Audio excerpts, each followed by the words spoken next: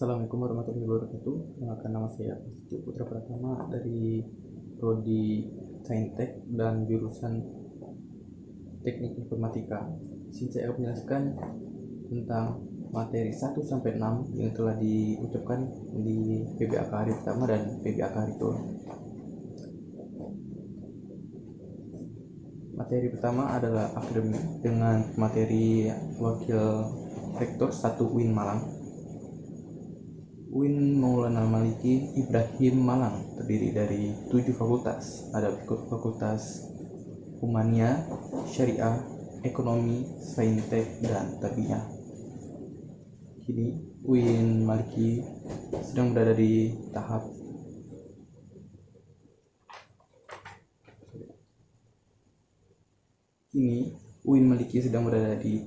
pengakuan internasional dan reputasi internasional. Oleh karena itu, UIN Maliki sedang memperbanyak event internasional, mahasiswa abroad, program studi internasional, dan lain-lain. Upaya internasional dihukum dengan mendorong dosen dan mahasiswa untuk membuat jurnal internasional. Mahasiswa diwajibkan untuk tersedia dan mempublis jurnal nasional internasional sebagai tugas untuk menaikkan predikat kampus. UIN Malang mengadakan pengetahuan dan negara untuk membentuk karakteristik melalui Ma'had Al-Jami'ah selama 1 tahun. UIN Maliki juga memiliki beberapa fasilitas yang menaungi mahasiswanya seperti Lembaga Bahasa Indonesia, di mana ada bahasa Inggris, Arab, dan Mandarin.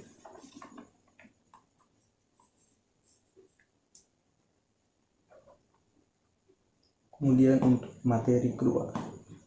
Materi yang kedua ini disampaikan oleh Dr. Handes Ahmad Fatah Yassim Muhammad Agi. Kita adalah the best human material.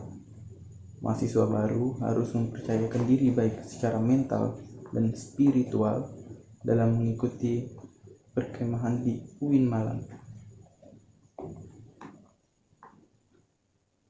Orang yang memiliki mental spiritual memiliki 3 indikator, yaitu yang pertama, 1, berpikir ilmiah. Mahasiswa baru harus melandasi pikiran dengan pengetahuan umum dan agama.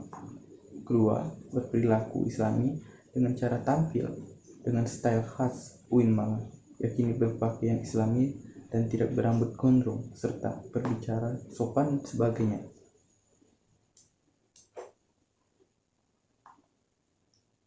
Yang ketiga, menjadi mahasiswa yang kreatif dan terampil dalam bermasyarakat. UKM adalah wadah untuk mempunyai bakat mahasiswa.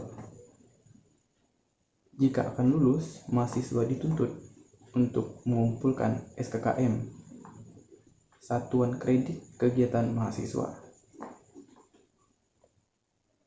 yang akan dituangkan SKPII, Surat Keterangan Pendamping Ijazah.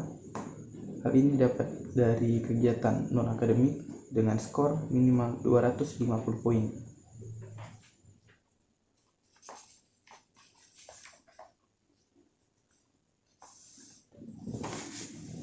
Untuk materi ketiga, yaitu DEMA,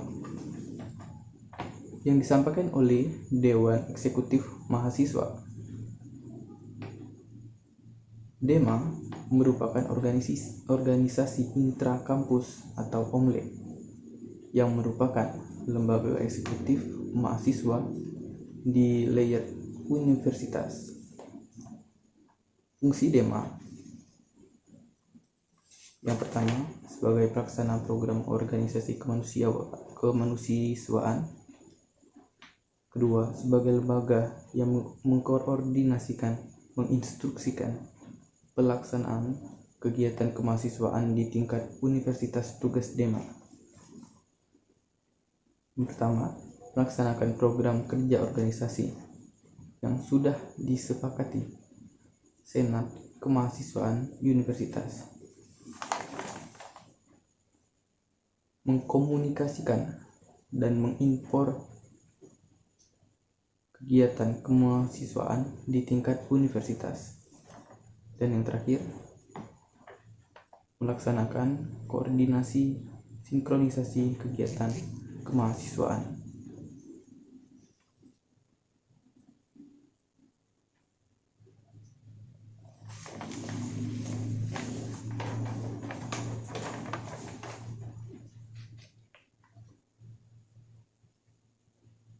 Materi keempat, SEMA, yaitu pemateri Muhammad Adi Faroni. Yang pertama, SEMA merupakan organisasi mahasiswa UIN Malang yang berperan sebagai lembaga legislatif yang mengkoordinasikan DEMA, KM, dan HMJ. Fungsi SEMA yang pertama sebagai advokasi, yang kedua sebagai legislasi, yang ketiga pengawas, yang keempat penganggaran, yang kelima membantu mahasiswa dalam segala masalah untuk disampaikan kepada pihak terkait. Salah satu tugas SEMA yaitu turut adil dalam mengurangi permasalahan yang timbul di dalam negara dan di tingkat universitas.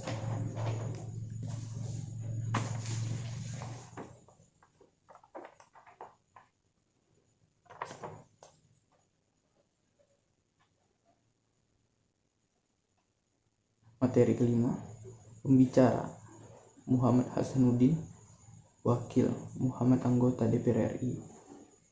Sekarang kita berada di era digital 4.0 dan akan menuju 5.0, yaitu seperti memahami hologram. Kata pepatah, siapa yang ingin memajukan dunia, dia harus pandai IT. Barang siapa yang tidak bisa menjadi mahir dalam IT, maka akan menjadi budak di dunia. Ucap Pak Hasanuddin. 3 karakter pengubah dunia adalah: yang pertama, kemajuan teknologi. Dunia saat ini benar-benar maju dalam bidang teknologi. Contohnya saja seperti handphone, komputer, motor, mobil, laptop, dan lain sebagainya. Dan itu semua membantu kita sebagai umat manusia untuk menjalankan kehidupan sehari-hari dengan enak dan mudah gitu. Contohnya aja seperti handphone. Handphone membantu kita dalam berkomunikasi, dalam mencari informasi, ataupun dalam mengerjakan tugas. Seperti saat ini saya menggunakan handphone untuk merekam. Dan apalagi dalam pandemi seperti ini, barang elektronik IT itu sangat penting.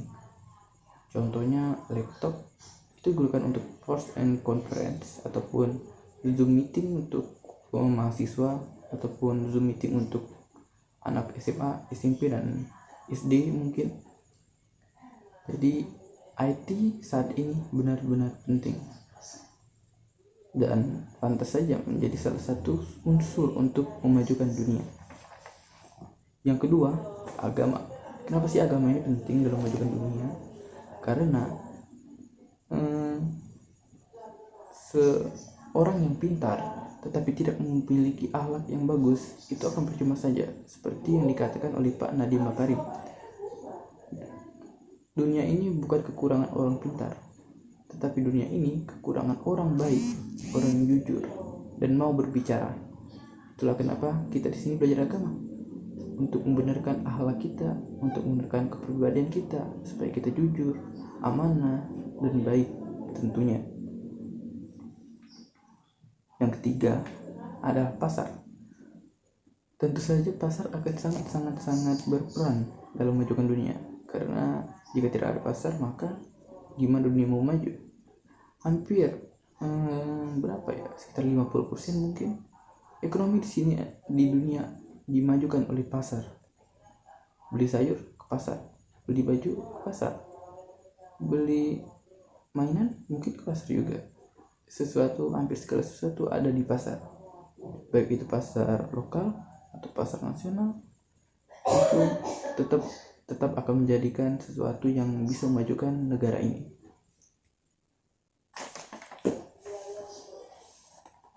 Peran dan peluang UIN dalam memajukan negara. Yang pertama, arus utama pengembangan teknologi digital seperti jurusan teknik informatika. Yang kedua, link dan match untuk sektor industri.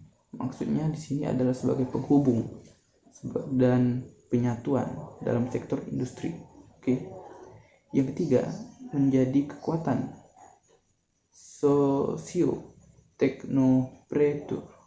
teknopreneur.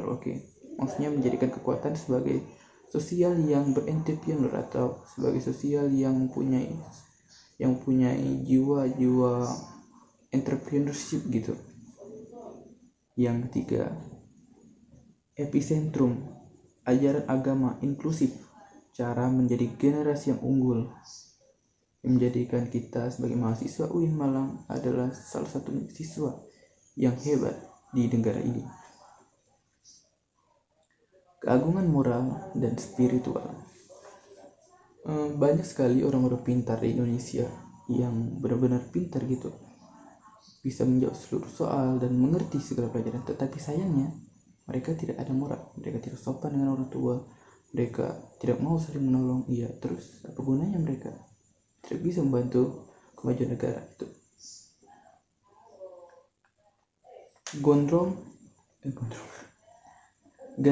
Gandium ilmu pengetahuan, kemudian memiliki digital quotient, kemudian kesolehan peduli sosial. Jadi kenapa sih harus kesolehan peduli sosial? Jadi sini kita belajar sholat itu adalah kesolehan, kemudian kita juga belajar agama sebagai orang yang peduli sesama, sebagai makhluk sosial tentunya. Nah, materi terakhir yaitu materi ke-6. Apa itu moderasi dalam Islam? Secara etimologi, wasitanya berarti jalan tengah atau middle path, posisi tengah, berkeadilan, itu juga bisa. Tapi secara terminologi, pemahaman agamaan yang menjunjung tinggi kesejahteraan, keberagaman, toleransi dengan berpijak pada prinsip tawanun antara risiko atau logika, teks serta konteks. Karakter Islam sebagai agama rahmatan lil alamin yang menjunjung tinggi keadaan Islam dan harmoni inter dan sebagai memeluk agama Islam. Historitas Islam di Indonesia. Karakter masyarakat Indonesia yang lekat dengan kesatuan dan harmoni. Ideologi bangsa Pancasila dan Bhinneka Tunggal Ika. Isu-isu politik yang terkait dengan Timur Tengah dan politik global, baik secara langsung ataupun tidak langsung, dapat mempengaruhi pemahaman dan sikap keberagaman masyarakat Indonesia, serta mengganggu agenda moderasi Islam seperti konflik Palestina versus Israel, aliansi politik Arab dan Amerika, oil atau minyak yang sangat besar di dunia ini. Kemudian ada juga politik despotisme atau hipokrit. Sampai saat ini dulu. Sampai jumpa di lain waktu. Saya Prasetyo Putra Pratama undur diri. Wassalamualaikum warahmatullahi wabarakatuh.